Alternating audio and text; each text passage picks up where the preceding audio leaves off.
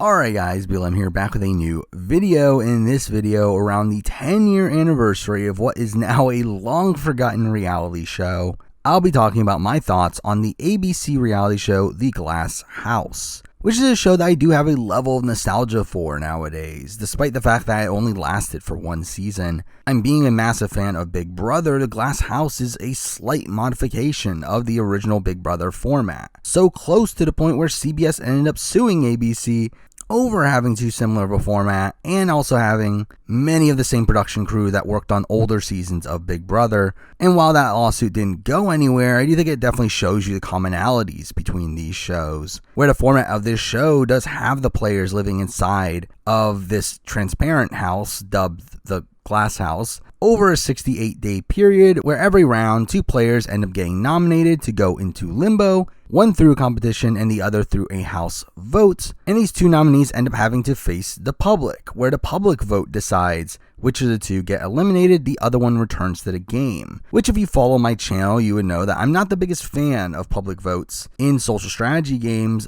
I would much prefer the house determining who gets voted out, but that's not the purpose of the Glass House here. Where obviously if shows like Survivor or the current Big Brother had turned back to having this public vote determine the winner, then that would obviously be really underwhelming. But for a brand new show here in the Glass House, I don't mind this as a way to differentiate itself from other American reality TV shows. And also just in general, I don't know if this show would have fully worked if it had been much more focused on the strategy of the game, where obviously we do still get some of that here, but considering this is a 1-hour weekly show that each episode has to cover an entire week's worth of events, they obviously have a lot of cover in such little time, to where to really focus on the strategic elements would take away from us getting to know this cast, which I do think is the main reason why I do like this show here. Again, this isn't Big Brother US or Survivor, it's its new thing, so I don't mind how much the public plays into the overall show, and I actually do like how involved the public is in deciding things outside of gameplay, where we do see the audience making numerous decisions across every week that change the tasks that the players have to do, or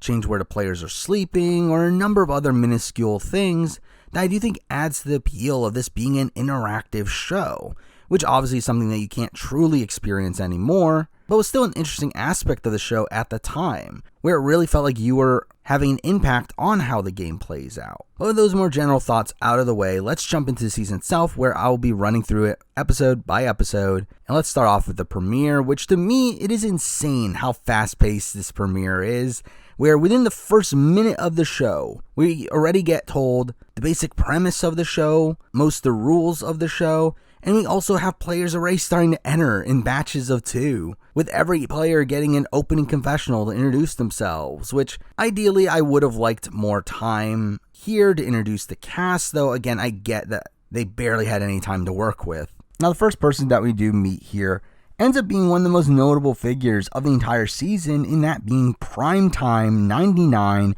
Alex Stein, who very much feels like a Dr. Will wannabe. And despite him only lasting one full episode here, he does really have a lasting impact on the season, with him probably being the best individual character across the season. But with that said, that doesn't mean this cast is bad. Actually, much to the contrary, we're actually really like the majority of this cast, with a lot of it feeling like the type of cast you would expect on an old school Big Brother season. Where again, despite this show only lasting one season, and that being 10 years ago, I still remembered the majority of this cast. After all the players entered the game, we instantly see a lot of negative content surrounding Alex, with people calling him out for flirting with everybody, and Gene says that Alex sparked his tool meter, which I found to be a funny confessional. Also, we see him instantly bond with Jacob, to where they give off this serious like Hans and Franz energy, with them putting a massive target on their backs, where we see them seemingly bro down instantly here, and Jacob openly even says,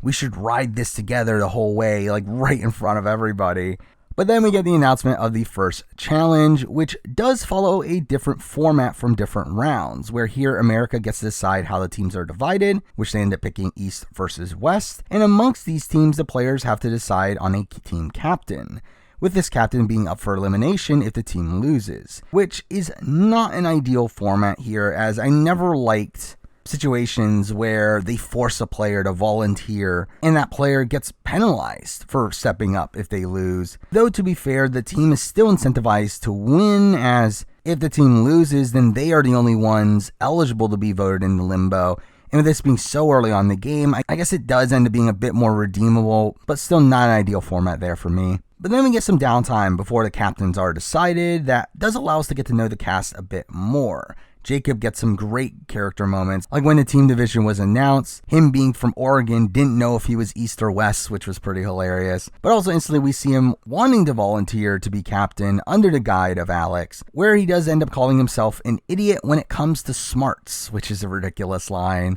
But this downfall for Jacob, seemingly due to his own idiocy, is fun to watch across this premiere. And this is all in contrast to that of Jeffrey, the other team captain, who initially talks about not wanting to be the captain, but once no one decides to step up, he decides to throw himself in to keep team unity, which on paper is a really dumb move, and obviously could end up putting his fate in the hands of the public, but it is one that I don't think is as bad for Jeffrey here, as Jeffrey is a really likable figure early on, and the type of person that makes a great first impression, to where I think even he knew that he would more than likely be safe even if he went into limbo. And with no one else volunteering, I do feel like the calculated risk for Jeffrey here isn't as bad as it was for the likes of someone like a Jacob, who obviously comes off really douchey off the bat and seemed like a likely boot. But then we get one of the weekly public votes where the public decides who sleeps in the enemy's room and the friend's room, which never really played that much of a factor, though I did like this as a way to read the audience in terms of what message this is sending them. Also afterwards, we do get a more formal introduction to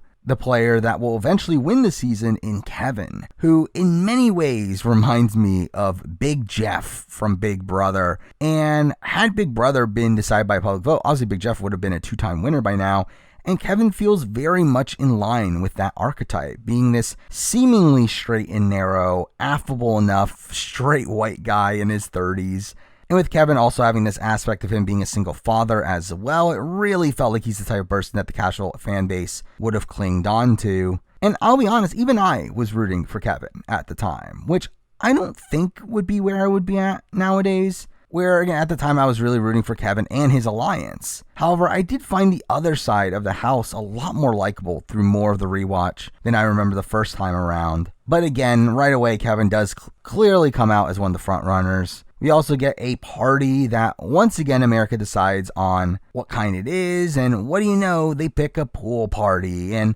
also decide to hand out Mardi Gras beads. So you can obviously tell where they were going with this, but it also leads to more douchey moments from Alex and Jacob where they really celebrate once they learn about the Mardi Gras beads, and that was again a humorous moment. But through that we also get an intro to Holly, who talks about using her looks to her advantage and wanting to hide her psychology background. And I do find it so funny how she is propped up to be this really savvy player in episode 1 here, when in reality she's anything but. We do also get introduced to Apollo, who I always remembered considering he essentially tries to use the Sean Kniff strategy of not picking sides and determining his vote based on random choice, wanting to use this perception as a good guy to win the public vote here, which he instantly gets called out for, with many people talking about how his plan is dumb, and I did find it funny how quickly this backfires on him. But then we get to the first challenge, which ends up requiring a lot of teamwork, and they have to match players on the other team with fun facts about themselves. And again, I found this so funny. See them further dunking on Alex, where he takes charge of the puzzle, talking about how he's so sure about these answers, only for him to literally be wrong about every single one of them. So obviously that team ends up being a complete disaster, while Jeffrey's team beats them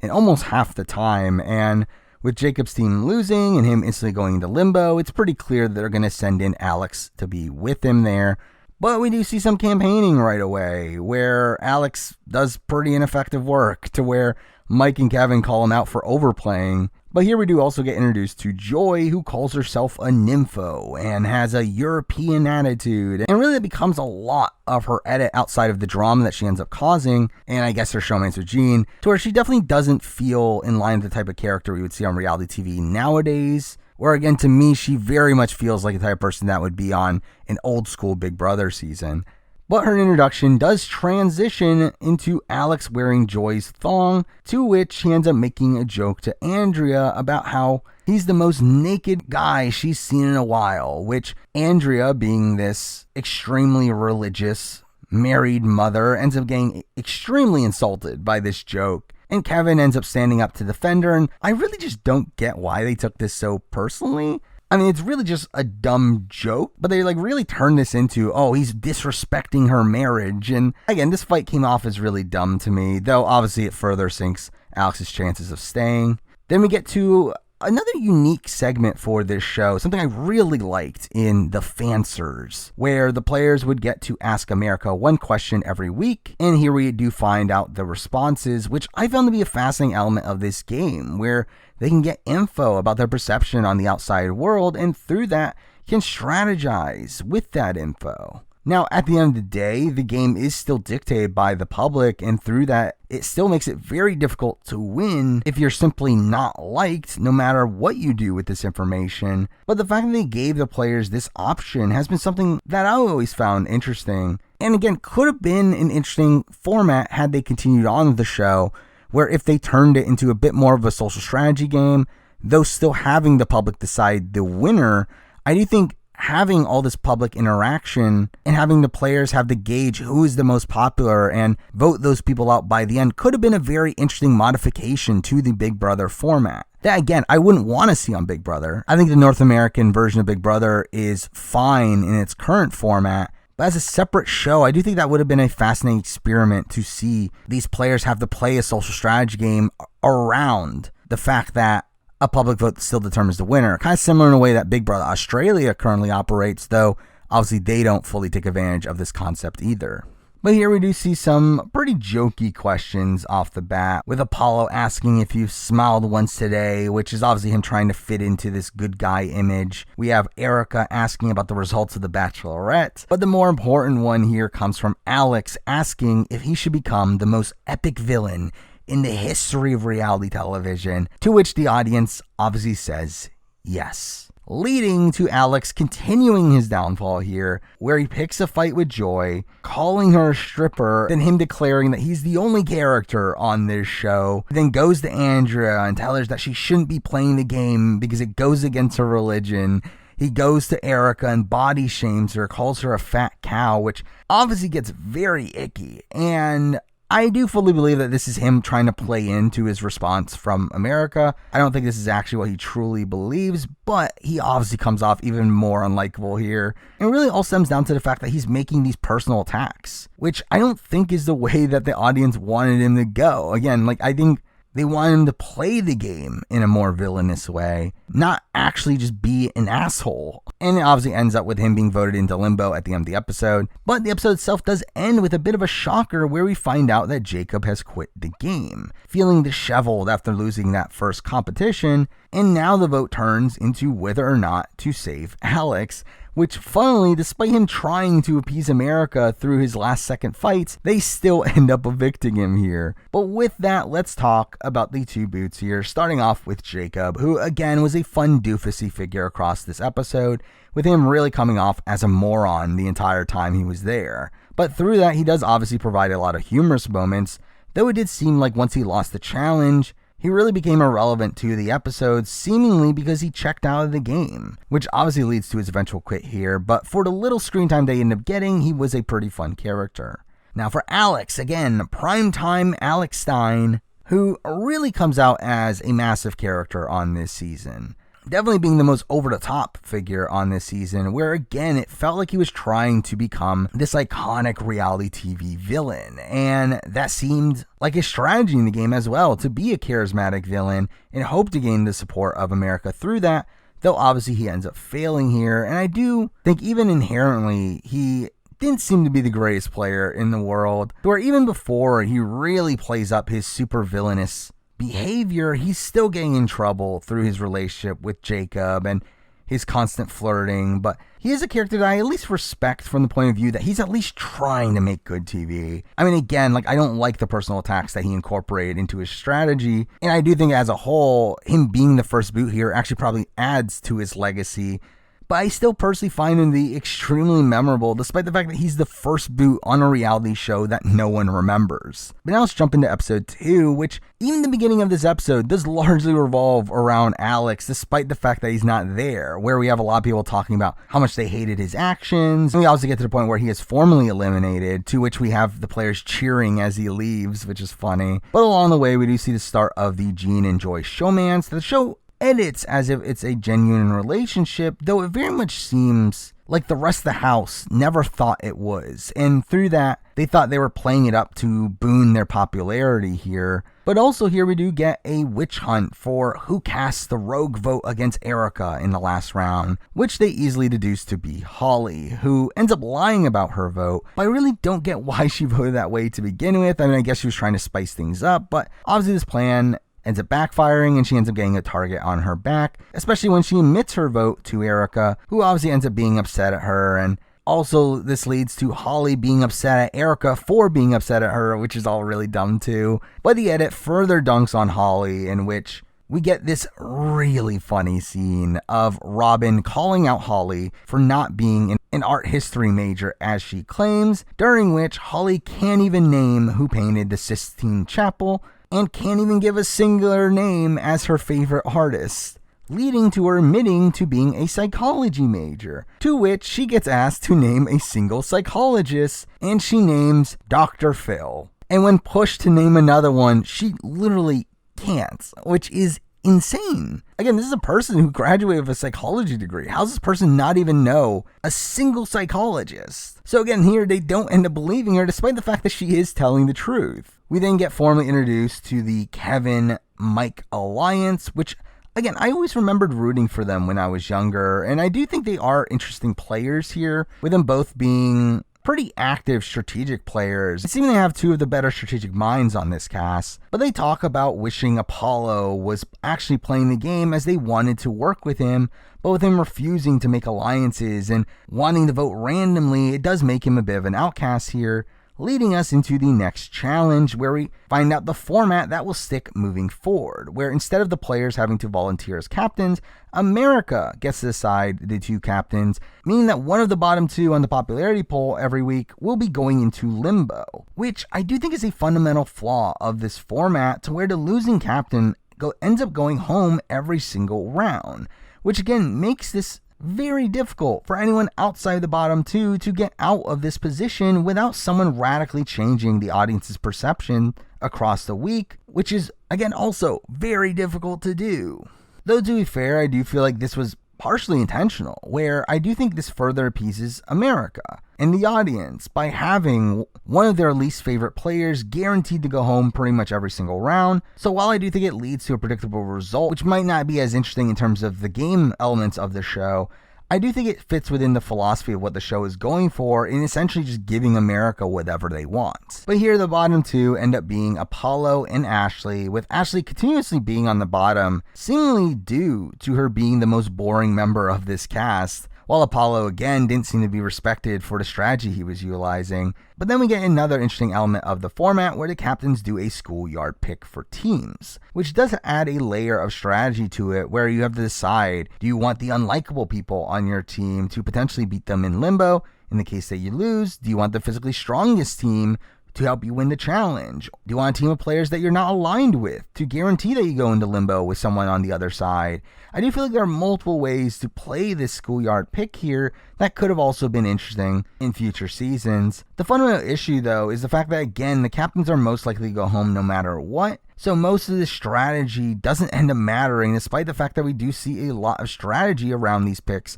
in future rounds. But we do see Apollo picking Holly, as he wants to go into limbo with her, thinking that she would get voted out, which obviously they do end up going into limbo, though obviously he doesn't get the result that he wanted there. But really, a lot of this episode does feel like this downfall for Apollo, where we do get to see him getting sketched out by Gene talking to the other team, to where he gets extremely paranoid, thinking that Gene is plotting against him, and through that thinks that he's going to throw the challenge, which we do end up seeing Gene be a major reason why they lose the challenge, with him dropping the ball numerous times, and people are shocked that he would suck at a challenge that you're harnessing the air because he's a stuntman, which, again, feels like a bit of a reach. But through that, it does lead to some drama with Gene being upset that they would even consider that he threw the challenge. And there ends up being a fight between him and Apollo, where Apollo calls him a bad stuntman, which was funny. And we do get Gene calling a house meeting where Apollo further sinks his ship by continuing to go for Gene, to the point where Gene says that Apollo tried to kill his honor, which, again, this sliver of paranoia causing this much drama was pretty humorous to me.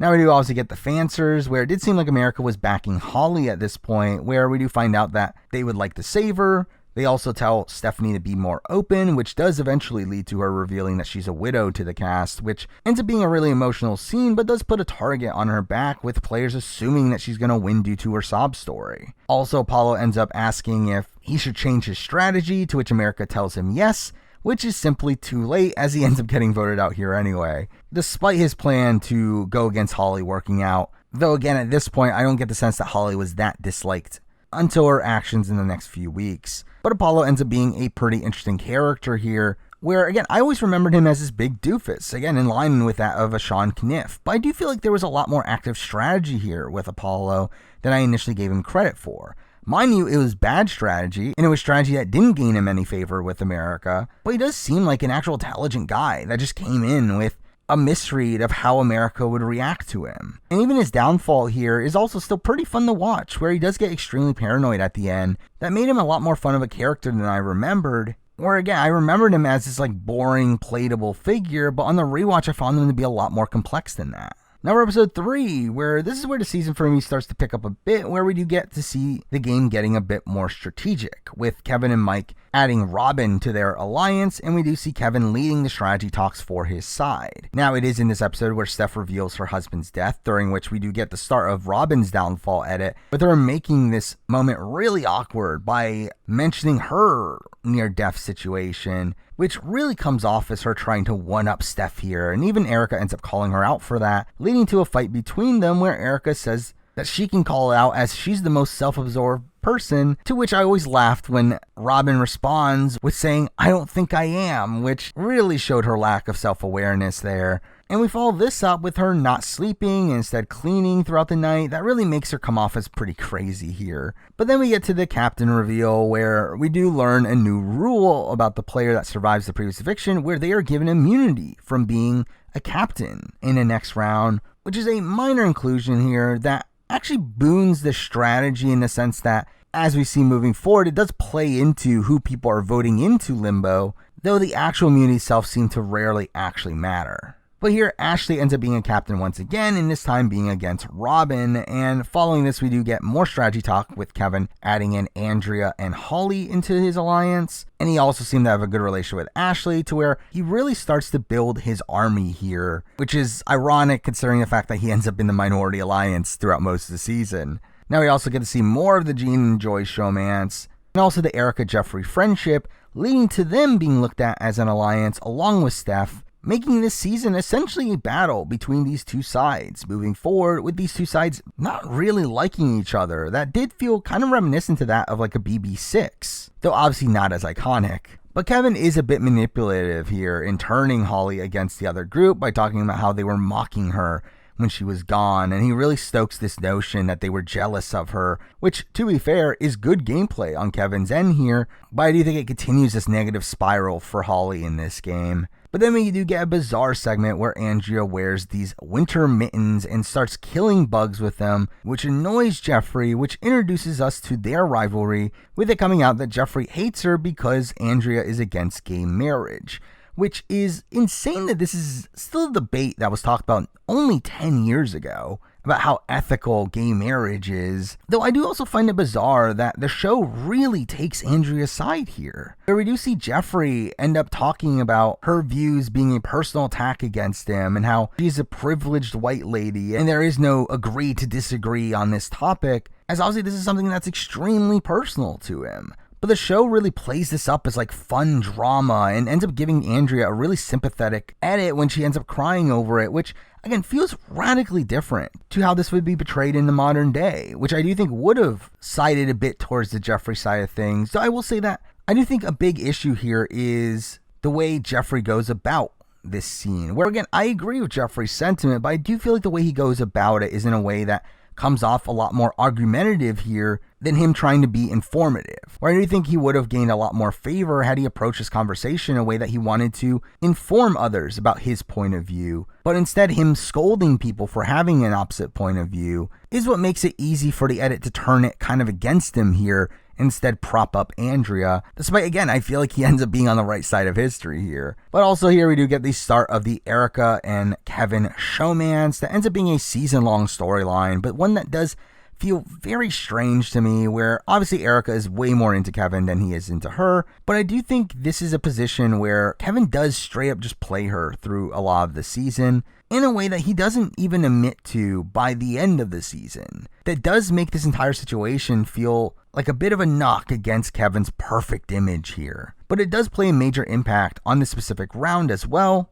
Now the fanswers this week and moving forward end up being given out by special guests, with those guests this week being Tenley and Kipton from The Bachelor, these people that I definitely know very well. But we do see Andrea fangirling over them, but here we do see questions about if America wants to see alliances, to which they proceed to say yes, and we do get a humorous answer to Holly's question where she asks, "Do you want me to be in this house?" and they say no. Which, considering this is the opposite response from what she got last week, this must have been pretty heartbreaking to hear, especially considering it's pretty much a death sentence for her, to where, again, with this game being so dictated by public vote, this essentially tells them that, hey, you're going to lose this game. So that must be a sucky feeling there. Though, again, I did find the moment itself kind of humorous, but we then get to the challenge, which ends up being a pretty lame game of them having to predict what task America is going to pick for them. But even if they complete the task, they don't get a point unless they guessed right, and all this was just kind of pointless. But Robin ends up losing the challenge, and the vote ends up being between Erica and Andrea, where we do get a scramble for the votes, where Kevin ends up voting for Erica despite their hookup,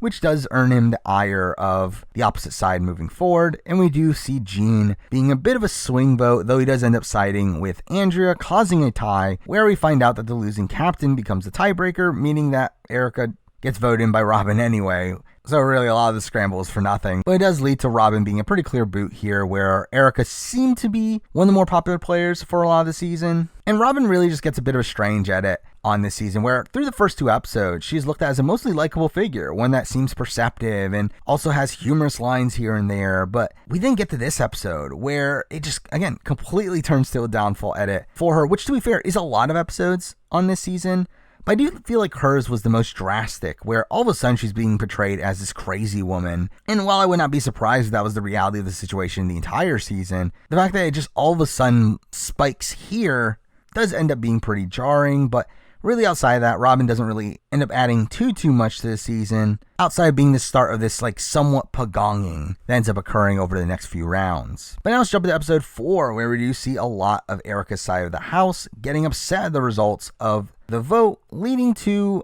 again, a bigger divide between the two sides here, where we do see some fights between Kevin and Joy, with her saying he now looks like a dick, and him being upset at her for attacking his character. We have Joy also getting into a fight with Mike, which ends up being a common occurrence here. And this one being a bit more icky, where Mike ends up making the claim that Joy and Jean's showmance isn't real, which again, a lot of the house seem to believe. But she ends up implying that he's racist, and that the only reason he thinks that is because it's an interracial relationship, which, again, is not the sense that I got from any of this. And again, definitely spins this argument to a bit more of an icky direction, with Mike now having to defend himself over not being a racist. But along the way, we do get decent personal content for Gene, with him talking about this being the 1-year anniversary of his best friend's death, and we do see him bond with Joy over that. But as for the game, we do see Kevin and Mike replace Robin with Andrea as part of their core 3, and this grouping ends up being these underdogs, really for the majority of the season. This week's fanswers are given out by some puppies that were released to the house, where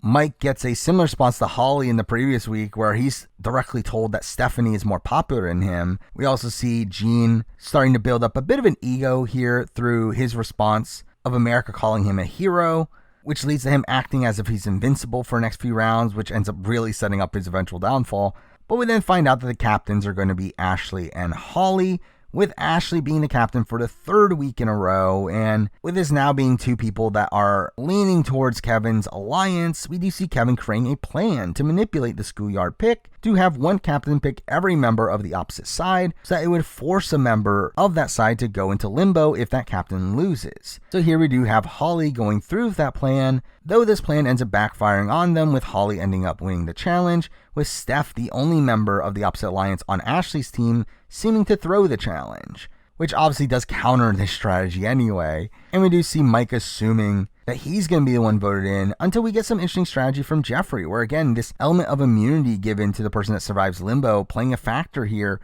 where he flips the vote onto Kevin to make sure that Mike isn't immune for the next round, obviously thinking that Mike is less popular than Kevin, which ends up being a pretty effective strategy here, but also ends up being a complete death sentence for Ashley, who is again never beating Kevin, who is clearly one of the most popular people here. And Ashley ends up being one of the bigger duds on this season, where she really didn't seem to bring that much to the table, despite the fact that she came in talking about how much drama she was going to cause. But outside of her constantly being nominated, I really didn't feel like she had that much to do on this season, though to be fair, she never really seemed to get much of a chance, considering she was almost instantly at the bottom of the popularity polls anyway. But now let's jump into episode 5, where right away we do see Mike being upset at Gene for voting out Kevin, which leads to Gene being called out for playing both sides. And even he openly declares that he is a free agent, which seemed like a dumb move as it makes him untrustworthy to both sides. To which we end up seeing Mike and Andrea campaign against him. Again, kind of leading up to this eventual downfall for Gene, where it does seem to be pretty effective against Erica, who doesn't trust him moving forward. With their side now looking like the losing side, we do see Andrea start to also try to make bonds with the other side, just in case, which is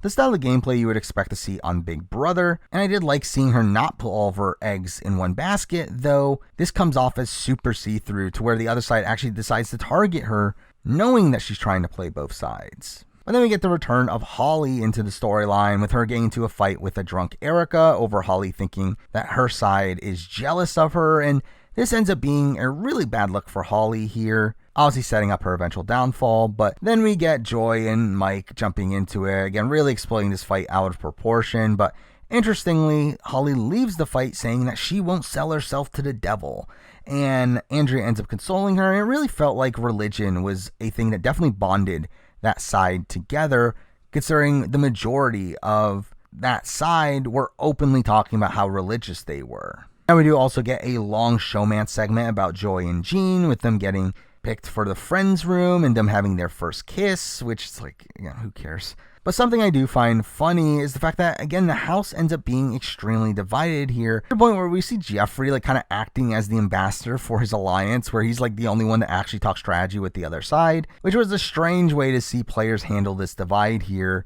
But this week we do also see the return of Alex Stein, which they make a big deal with on the show, where it turns out that he's only there to give out the fansers, where through them we do get an interesting hierarchy of where the popularity polls are currently at, where we do find out that Kevin is more popular than Andrea, but Gene is more popular than Kevin, which obviously ends up changing in the coming weeks. But it was interesting to see that Gene is assumingly the front runner at this point, but again, I feel like he really lets that get to his head. But then we get to the captain reveal, where once again Kevin's allies end up being nominated, with Holly and Mike being the captains. But this also shows that Jeffrey's strategy of keeping Mike out of limbo ends up being pretty effective here. Though I think for Jeffrey, this obsession over how effective it was in this one situation leads to him making a questionable decision moving forward. But then we do see Kevin's alliance use the same strategy as last time, with it once again not working out for them, where Mike's team wins, and they're put in a very similar position as last time, where the side with most of the alliance ends up being up for elimination, and Andrea ends up getting voted in over Steph. But this choice of sending in Andrea does seem to be a bit more of an emotional move here, with them not wanting to send Kevin in 2 times in a row, to where optimal strategy would tell you to not throw Andrea in, considering you know that Kevin is more popular than Andrea, so having Andrea available for elimination would have been the optimal move, though realistically Andrea also seemed to be pretty popular at this point, so I don't think it really mattered that much. And again, Holly was the clear boot here because of that, and also seeming to be just straight up the least popular of the people remaining. And I personally found Holly to be a really fun character across the season. Again, going back to those first few rounds, Holly really played those rounds really terribly, throwing that hinky vote on Erica and just lying for no reason. That made her a very easy target, though in her last few weeks, she does get on a bit of a high horse with her constantly talking about how much the other girls are jealous of her, and that being the reason why she's on the outs. And through that, I think that definitely made her a lot less likable, which obviously played into her eventual elimination here. Now for episode 6, which starts off with Kevin finding out from Jeffrey that Jean is the one that threw a hinky vote on him in the previous round, leading to more of the house getting against Jean,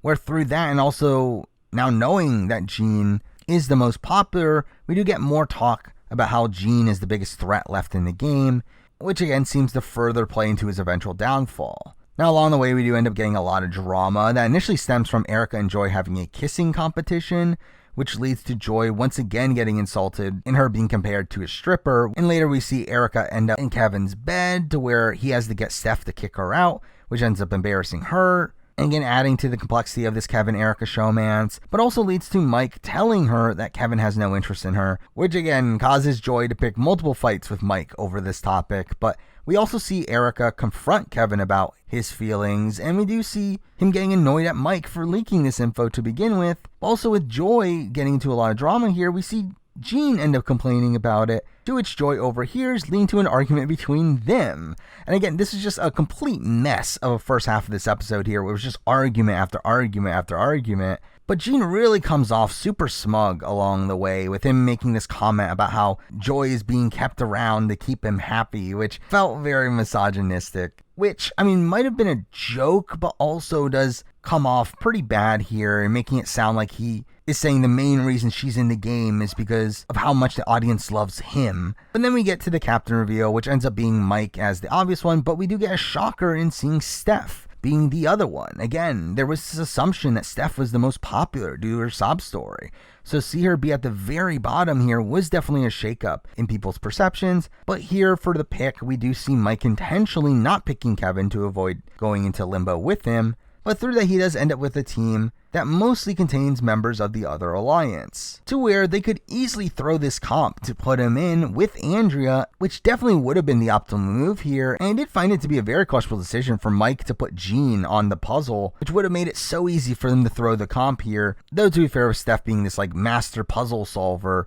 it really didn't give Mike much of a shot here. But again, with Mike losing, it should have been a very easy Andrea vote. However, the majority worries that putting in Andrea and making her safe for the next round could backfire on them, leading to Jeffrey creating this master plan to throw himself in against Mike, which is ridiculous. Now, again, I obviously propped up a similar plan to his earlier in the season, week 1, of him stepping up to be the leader. But again, I think the context here is vastly different, where Jeffrey is putting himself directly into elimination instead of only a chance of it. Also, there was a very easy out in this situation of putting in Andrea, unlike last time where no one was stepping up. But again, they don't want to put in Andrea here, as obviously if she survives limbo, then she is safe for the next round. The thing is though, is that you can't keep your entire alliance safe until the final 3, and with you having such a numbers advantage at this point anyway, you still have plenty of rounds to take out Andrea moving forward. And I do think by Jeffrey putting himself in, it really makes him come off as cocky, with him thinking that he's going to survive. And also, I really just don't get why they didn't force Jean to be the one that went through this plan, considering Jean is the one that knows he's the most popular at this point.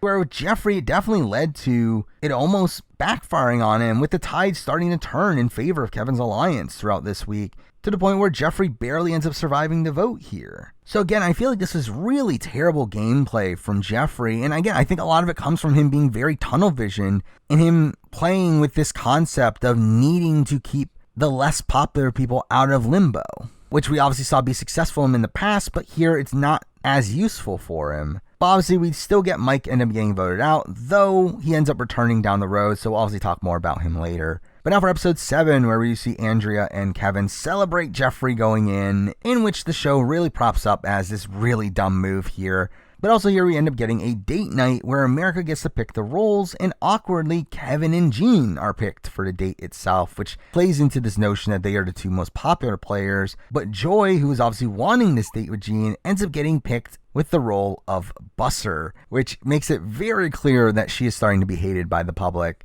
And we once again get more of the Jean is cocky content, and we get another fight involving Joy, so what's new? But this fight does revolve around Andrea instead, who does get called out for wanting to jump ship a few rounds ago, and again, the majority here does really just come off as cocky, the entire time here, being so confident that Andrea is going to be a captain, which obviously doesn't end up going through. But then we do get a decent amount of content around Erica, who does start to bond with the other side, with her openly saying that she trusts Kevin more than Jean. And also we see her bond with Andrea, to which Andrea gets a decent amount of personal content with her getting to talk about her life story. But all this ends up leading to Erica flipping pretty much by the end of this round. But then we do see Jeffrey return, again barely with only 51% of the vote, and we end up seeing that this plan was for nothing as Steph and Joy end up being on the bottom, 2 members of this majority alliance, again really showing that the audience had now shifted against that majority group, with Kevin and Andrea now being these massive underdogs. But through this we do get a lot of the Jean and Joy showmans, considering this is obviously their last episode together. And we do get to hear Joy's life story, which was a nice moment for her. And we do hear from Jean that he wants to win the challenge for her, to which they end up losing. And Kevin almost single-handedly wins the challenge for Steph, leading to the vote coming down to Jean versus Andrea, where Erica again does go against her word here in voting for Jean, which definitely felt like a big betrayal against Joy, with Erica essentially trying to get Joy in against her own showmans. And we do get her trying to flip Jeffrey to go alongside her, which brings us to the fancers, which one were given out by Andrea's family, which was very bizarre, and I felt like that was clear favoritism there to allow only her family to come in. But also here we do clearly see the fan reception shift away from Jean, with Erica now being more popular than him, and Jeffrey even being told to flip on Jean. And we do see Jeffrey clearly struggling with this decision, but it ends up falling through, leading in a tied vote to where Joy obviously votes in Andrea anyway, but Joy ends up clearly getting voted out here. Joy was again a really interesting casting choice on this season, feeling in line with someone you would see on old school Big Brother. I mean, I see a lot of comparisons from a character standpoint to her in like Kiara from Big Brother 3, with how openly she was playing the flirt and being open about her sexuality. But Joy was definitely someone that also brought a lot of drama to the show, that despite it coming off in a bit of a negative light at many points, I do think it brought entertainment to the show. And through that drama that she ends up bringing here, she does end up being a pretty notable character. Now for episode 8, which starts off with a weird Call Me Maybe montage that felt very 2002, but also we bizarrely get new footage in the previously on that clearly sets up Jean's full downfall across this episode, where we do see Jeffrey having told him before the vote that he was safe, only for Jean to go to the other side and lie about it, which leads to Kevin being pissed when he finds out that he was making this unnecessary lie, where he's essentially unpromptedly spreading this information, leading to Kevin telling Jeffrey about this lie, which seems to lose Jean all leverage he had left in the game. But then we see the players get a task to speak in a British accent for 24 hours, which does lead to some fun character moments for Jeffrey, with him sounding ridiculous. And it was funny to see him and Erica try to have some game talk about taking out Jean while doing this accent. But then we get a segment of Kevin and Erica still flirting, to which we have Jeffrey getting a bit jealous of that relationship, to where he thinks Erica is latching on to whoever is popular,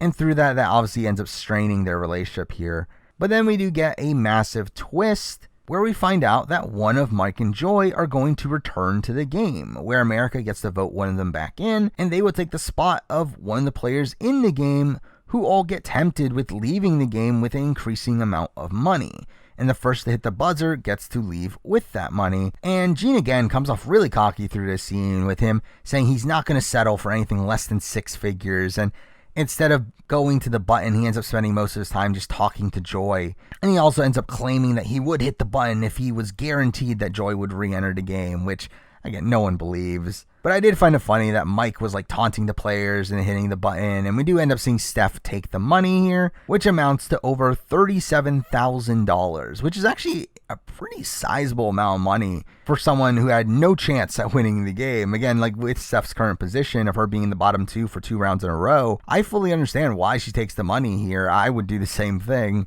But then we get the reveal that Mike was voted back into the game over Joy, fully flipping the power structure here, now making it so that Mike, Kevin, and Andrea are half of the house, with Jean now being on his own, having lost his 2 closest allies in Joy and Steph. And also, Erica and Jeffrey have some conflict between them as well, so Kevin's alliance, on paper, should be a dominant force at this point, especially when we do see Jean and Jeffrey now as the bottom 2, this massive fall from grace for these 2 that were pretty clear frontrunners early on, especially for Jean, who was declared as the bottom despite being top 2 the previous week. Now, challenge ends up being a pretty interesting one where the players get this dilemma of getting points for their team or getting money for themselves. And finally, we do see Jeffrey end up going for the money despite being in danger, but his team ends up winning largely because of Kevin and Andrea making it up for him, while Mike does a similar thing for the other team in a position where he had talked about not throwing competitions, which does make him come off as pretty hypocritical here. But through this comp, America ends up giving out adjectives for each of the players, to which Kevin and Andrea end up with the only positive ones that made them pretty clear frontrunners at this point. And the vote ends up being somewhat interesting, as it is between Erica and Mike, and just from the numbers perspective, you'd think that this would be an easy Erica vote, but due to Mike's hypocrisy, Kevin now feels like he has to vote with Erica in order to maintain his perception, to make it look like he's standing by his morals. But he still wants Erica in limbo, as she has the best chance of beating Jean. So we do see Jeffrey now becoming the swing vote, to which he surprisingly ends up going with voting out Erica here, which obviously ends up burning his relationship with Erica moving forward, who is extremely hurt by this, but by doing so obviously secures that Jean is on his way out. But with that, let's talk about the two boots of the episode, starting off with Stephanie, who was fine. I mean, probably one of the more under-edited figures across this season, where outside of her story about her having lost her husband, I didn't find her to be the most riveting TV here, though I do think she came off as mostly likable when she was a presence on the show. It's just that on a cast that has a number of more interesting characters and people who bring a lot more drama to the show, stuff really just ends up being overshadowed here. And now for Jean, who ends up having a really fun arc across this season, starting off in this really strong position where he came off as this really likable figure. But once he started to get to know the fact that he was liked by America, it felt like the knowledge of that got to his head, to where he grew this massive ego to the point where he felt like he was invincible in the game. And to see the game really crumble in front of him over the course of these last few rounds, with this last round in particular causing him to lose both of his closest allies, and being the obvious boot here, was a really interesting turn and made his fun downfall here one of the more notable elements of this season to me. Now for episode 9, where we do focus a lot of it on the Jeffrey versus Erica conflict, where she ends up returning and ends up being pissed at him and ends up ignoring him, and later to get into a fight, which really turns into a pretty bad look for the both of them there. But also here we do get some more personal content for Kevin, with this being his birthday, and he gets a tweet from his daughter. So this is followed by some more negative content in my eyes, where he ends up talking to Andrea about his former relationships, where he reveals that his biggest nightmare is marrying a girl, and talks about being in a casual relationship for 5 years that he's unwilling to commit to. And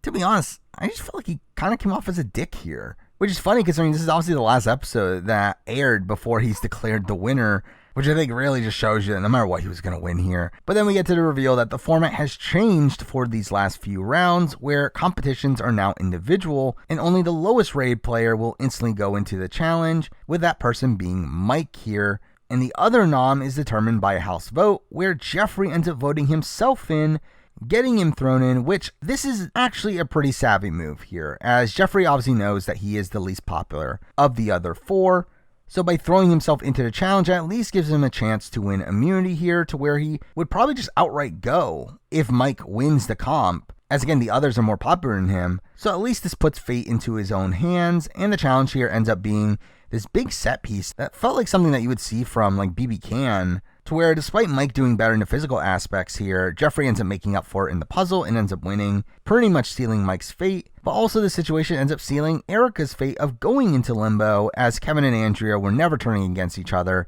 and Mike ends up being the tiebreaker to send Erica in, to where he ends up losing anyway, but I guess it wasn't against his best friend. Though as a twist here, the players in limbo get to stay in the house until the eviction, which I don't get why they just didn't do this all season. I do feel like that would have led to more interesting dynamics, but obviously we ended up losing Mike at the beginning of the finale, and Mike is another interesting character across this season, being this like grumpy old man that had a perpetuity for conflict, especially with Joy. But I did like his presence across the season, with him having a bit of a strategic mind and having an interesting role as this second in command to Kevin, but was obviously never winning this game. Where just the concept of someone returning to the game in something like the Glass House, which is dictated by a public vote, it really is just a one-way ticket back out of the house, as obviously you were unpopular enough to be voted out the first time around, and I do feel like he mostly came off as fodder after he ended up returning here. Now let's move on to the finale, which is a weirdly paced episode with so much going on here, with us going from the final 5 to the final 3, and along the way we have some arguments and a challenge and the final dinner and the final pleas, and there's just so much to pack in this 1 hour episode. But we do start the episode with Kevin once again not looking great in how he handles his relationship with Erica, and him saying that he never misled her, just for them to flashback to him talking to her about how real their connection is. And really through all this, Erica gets painted as this like crazy ex-girlfriend, which did feel quite gendered in how the house supported Kevin in this situation. But we do also end up seeing Erica getting drunk, which leads to a fight between her and Kevin. And you could tell through this entire situation that Kevin is more worried about how this is going to affect the public vote than their actual relationship, with him talking about how he wants to squash this to make sure it doesn't cost them any votes. But eventually Mike ends up being formally eliminated, and we follow that up with the final 4 round, which is essentially us having a final immunity challenge where the winner is guaranteed final 3, while the other 3 are up for elimination. And here the competition comes down to the puzzle, where Jeffrey comes pretty close, but Andrea ends up pulling it out instead. And it was pretty apparent that Jeffrey was going to go home here, as he was clearly the least popular of the 3 vulnerable players, but the show never properly explains how this actually works. Obviously, the assumption is that all 3 were up for elimination, and it was based on a popularity poll, including all 3 of them. But again, they never explicitly say that. And for some reason, they just randomly pick Kevin to go into limbo with Jeffrey, which just felt very random. As again, it's never explained that, oh, Erica is number 1 of the 3. It just tells Kevin to go into limbo. And I just found all this just really weird. But again, none of it really matters, as Jeffrey was clearly going to be eliminated here, leaving us with Kevin, Erica, and Andrea as the final 3, where they do get a celebratory dinner, where they get to see footage from the feeds for some reason. And most of it ends up being anti-Erica content, which leads to more fighting with Kevin, which ends up being super awkward considering the next scene we get is them going to the winner reveal, where they end up going into the backyard, which is now filled with a massive audience, and we get each of the players giving their final pleas to America, which was even more bizarre considering the winner was revealed immediately after this, so I don't think these pleas ended up mattering at all. But the winner ends up being revealed through which player's glass doesn't end up breaking, to which we find out that the winner is unsurprisingly Kevin, who again, I really liked the first time around. To me, this was a satisfying conclusion back in the day, but I do think from a modern day perspective, I probably would have been rooting for someone like an Erica to win. Though, I mean, in terms of my thoughts on the overall season, the winner of it didn't really matter to me, especially considering, like, it's not like this winner has a massive legacy, considering this is obviously a show that only lasted 1 season. And though not finding Kevin as likable on the rewatch, I don't really think this final outcome really ends up affecting that much here.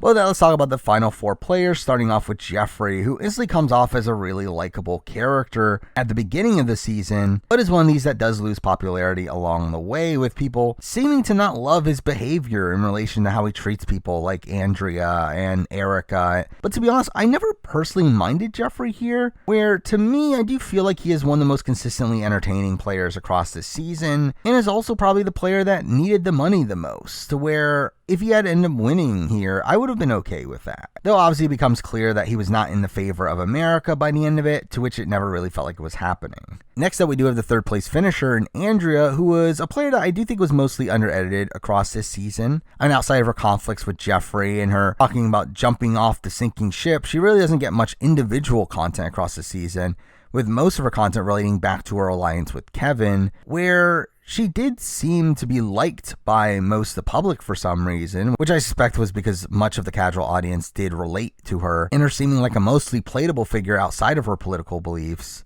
But again, is one that I never really thought was going to win when she was facing off against Kevin at the end here, with Kevin just being blatantly more popular than her. Though I will say that the fact that she was left in 3rd place here does seem to me to be because her and Kevin end up splitting the votes, as I do suspect that Andrew is probably the 2nd most popular player here, but because most of her votes went to Kevin, she ends up being left in 3rd. But next up, let's talk about the runner-up in Erica, who again, I really liked on the rewatch here, where she is someone that I didn't particularly vibe with the first time around, but I do think looking at it through a modern lens, I do think Erica comes off as a really fun character across this season, with really great confessionals and just outright being a likable presence, though one that obviously can get a bit messy at points. But again, I don't know if Erica was actually the second most popular player here. I do suspect that, again, Kevin and Andrea split the vote, while Erica got most of the votes for the people that were rooting for her side, which definitely propped her up. But again, considering Erica was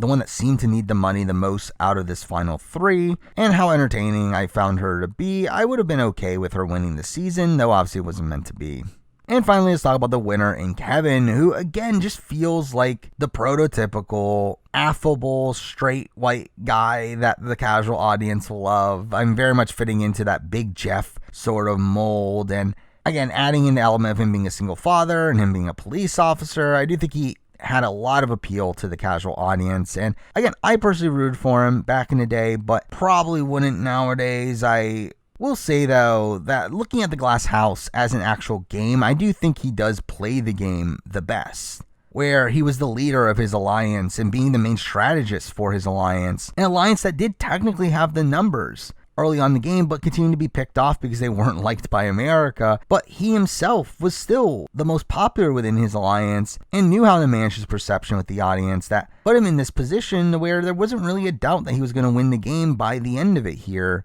So again, while I don't find him to be the most likable in the modern day, I do respect how he approached the game, where he did seem to be pretty calculated in how he was managing his perception, and I think it really shows you how to play the Glass House if this had been a show that lasted more than one season here. But there we go. I mean, that is the season of the Glass House, and again, this is a show that I've always had a bit of nostalgia for. I really enjoyed it back in the day, where to me this is probably the one-off reality show that sticks to my mind the best. While it obviously isn't as game heavy as something like Survivor or Big Brother, with the public vote obviously being a major element of this show, I never felt like it was something that deterred me away from the show. I always felt like the Glass House is a show that had so much potential if it were to continue, but sadly obviously only lasted one season, and through that ends up being a show that's mostly going to be forgotten about in reality TV show history, if not already forgotten about in reality TV show history. But considering how much I enjoyed it back in the day, I felt it was right to give the show its due and give my full thoughts on it here. So with that, those are my thoughts on the Glass House around 10 years after its initial airing. Now obviously expect more retrospectives for other reality shows down the road. I obviously have a Survivor Thailand one coming out relatively soon. I know I have a lot planned for next year, so stay tuned for those. Stay tuned for more general Survivor and Big Brother videos as well. But for now, that is the video. Thank you for watching.